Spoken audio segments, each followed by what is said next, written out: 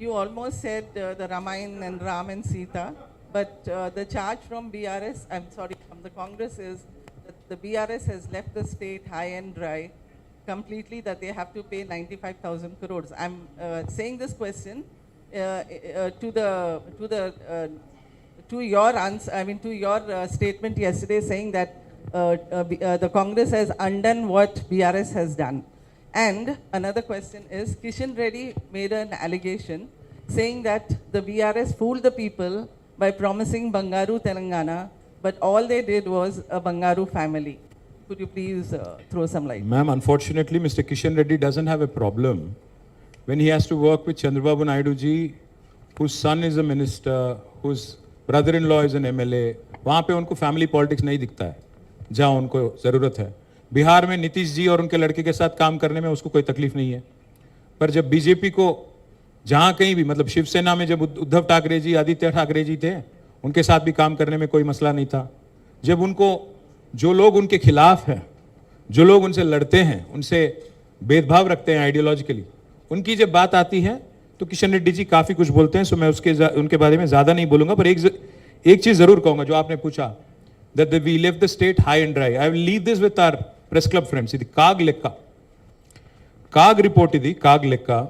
ప్రతి నెల మిత్తి ఎంత కడుతున్నది మన తెలంగాణ ప్రభుత్వం, ఇది 2025-26 ఈ ఫైనాన్షియల్ ఇయర్కి సంబంధించిన లెక్క. ఏప్రిల్లో కట్టింది 2260 crores, 2260 కోట్లు. జూన్లో కట్టింది, నేను చెప్పేది 25 ఏప్రిల్ లాస్ట్ ఇయర్. తర్వాత మే 2025 1905 crores, 1905 కోట్ల 60 లక్షలు. జూన్లో 2600 కోట్లు, జూలైలో 2582 కోట్లు, ఆగస్ట్ 2025లో 2091 కోట్లు, ఒక సెప్టెంబర్లో 2923 కోట్లు, అక్టోబర్లో 2159 కోట్లు. ఈ లెక్కన మొత్తం प्रोग्रेसिवली अगर आप देखेंगे मार्च के हद तक, इस साल मार्च के हद तक, अगर पिछले अप्रैल से अभी तक देखेंगे, कुल मिला के 29,679 करोड़, मतलब एक साल में 29,679 करोड़ एवरेज अगर ले लेंगे आप तो 2,500 करोड़ कुछ होगा. तो where did we leave the state high and dry and what kind of utter absolute lies are these? हम सालीना नहीं हर महीना 6,500 కోట్లు ఖర్చు పెడుతున్నాము అని ముఖ్యమంత్రి గారు చెప్తే ఈ కాగ్ లెక్క నమ్మాలా, ముఖ్యమంత్రి గారి కాకి లెక్క నమ్మాలా?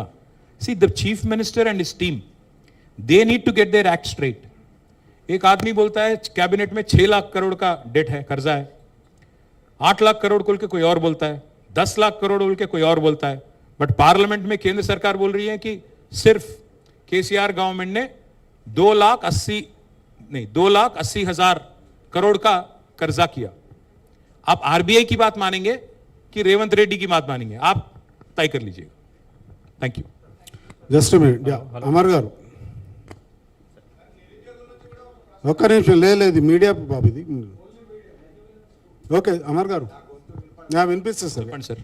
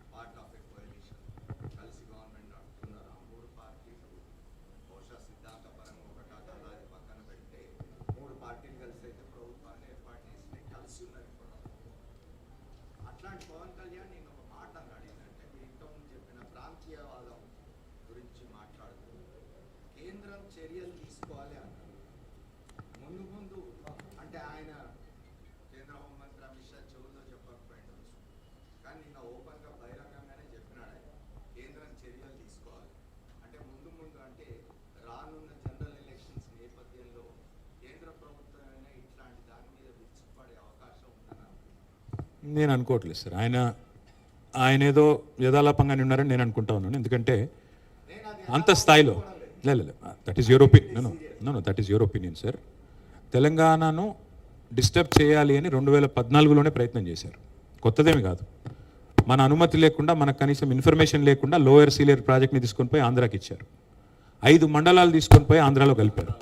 చాలా ఏకపక్షంగా కేంద్ర ప్రభుత్వం చాలా దుర్మార్గంగా వ్యవహారం చేసింది. మనం స్టేట్ వైడ్ బంద్ కూడా పిలిపించారు. ముఖ్యమంత్రిగా కేసీఆర్ గారు స్టేట్ వైడ్ బంద్ కూడా పిలిపించారు. భారతీయ జనతా పార్టీ ప్రభుత్వం కేంద్రం గత 12 ఏళ్లుగా తెలంగాణకు చేసింది శూన్యం. అందులో అనుమానం కూడా మీకు అక్కర్లేదు. ఐటీఐఆర్ రద్దు చేశారు, బయ్యారముకు కర్మాగారం పెట్టలేదు, విభజన హామీల్లో ఒక్కటి కూడా నెరవేర్చలేదు. ప్రయోగాలు చేశారు. కాకపోతే మధ్యలో సెక్షన్ 8 అడ్డం పెట్టుకుని హైదరాబాద్ను కొంత కేంద్ర పాలిత ప్రాంతం చేయాలనే ప్రయత్నం కూడా కొంతకాలం కుట్ర జరిగింది. కానీ ఇందాక నేను చెప్పింది ఊరికే చెప్పలేదు అమర్ గారు. తెలంగాణ యొక్క పోరాట స్ఫూర్తి అందరికంటే బాగా 2 జాతీయ పార్టీలకు బాగా తెలుసు. కాంగ్రెస్కి తెలుసు, బీజేపీకి తెలుసు. మళ్ళీ తెలంగాణ ఎంత ఫాస్ట్గా చార్జ్ అవుతుంది, ఎంత ఫాస్ట్గా అవసరమైతే కదం తొక్కుతుంది కూడా వాళ్ళకి అవగాహన ఉంది. కాబట్టి అట్లాంటి ప్రయోగాలు మనమే చేస్తారని నేనైతే అనుకోను. పవన్ కళ్యాణ్ గారు నేను ఆవేశంగా మాట్లాడినప్పుడు ఏమైనా మాట తూలారేమో నాకు తెలియదు. బట్ నేనైతే అనుకోవట్లేదు, అట్లా జరుగుతుందని అనుకోవట్లేదు. అట్లా జరిగితే మాత్రం ఇంకొక ఉద్యమం మాత్రం అద్భుతమైన ఉద్యమం జరుగుతుంది. దానికి మళ్ళీ బీఆర్ఎస్ఏ నాయకత్వం వహిస్తుంది. అందులో అనుమానం కూడా అక్కర్లేదు. సతీష్ గారు. సార్, రీసెంట్గా రేవంత్ రెడ్డి మాట్లాడుతూ మేము రైతులకు ఉచిత విద్యుత్ కొనసాగిస్తే బీఆర్ఎస్ వచ్చే ఎన్నికల్లో పోటీ చేయకుండా ఉంటుందా అని చెప్పేసి అడిగారు. సవాల్ నేను రేవంత్ రెడ్డి గారికి నేను అడిగేది ఒకటే, ఉచిత విద్యుత్ విషయంలో ఎవరికన్నా కొంత హక్కుంది మాట్లాడేదంటే డాక్టర్ వైఎస్ రాజశేఖర రెడ్డి గారి నాయకత్వంలో ఆనాడు ఒరిజినల్ కాంగ్రెస్ వాళ్ళకు కొద్దిగా ఏమైనా హక్కు ఉంటుంది.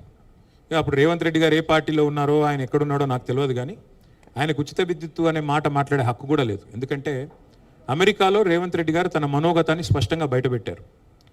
రైతులకు 3 గంటలు కరెంట్ ఇస్తే చాలు. నేను అనలా ఇది, రేవంత్ రెడ్డి గారు స్వయంగా ఆనాడు పీసీసీ అధ్యక్షుడిగా ఆటాకో తానాకో ఏదో సభకు పోయారో అక్కడ ఎవరు అడిగితే చెప్పారు 24 గంటలు దండుగా 3 గంటలు ఇవ్వాలి.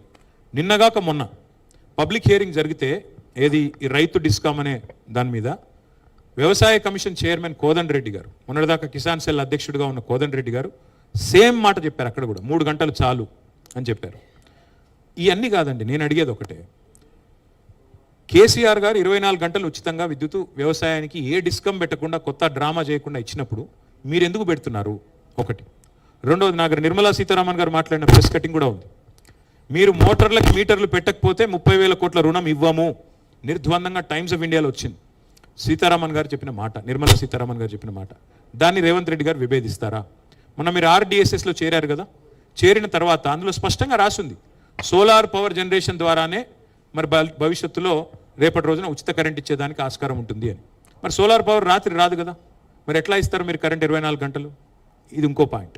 చివరి పాయింట్ నేను అనేది ఏంటంటే సతీష్ గారు, సవాళ్ళు ప్రతి సవాళ్ళు, ఇప్పుడు రేవంత్ రెడ్డి గారికి సవాళ్ళు విసరడం పారిపోవడం కొత్తేం కాదు. 2018లో కొడంగల్లో ఓడిపోతే నేను సన్యాసం తీసుకుంటా అన్నాడు. 3 నెలల్లోనే తిరిగి వచ్చి పార్లమెంట్లో పోటీ చేశాడు. కాబట్టి ఆయనకేం కొత్త కాదు, ఆయనకి సిగ్గులేదు. కానీ ఒకటి మాత్రం పక్కా, 420 హామీలు ఏదైతే మీరు ఇచ్చారో, అభయహస్తం మేనిఫెస్టో అన్నారో, అది అమలు చేయకపోతే ఓటు అడగననే దమ్ము రేవంత్ రెడ్డికి ఉందా? నేను అడుగుతా ఉన్నాను. ఇంకోటి చెప్తున్నాడు కదా ఆయన 2034 దాకా ముఖ్యమంత్రిగా ఉంటానని.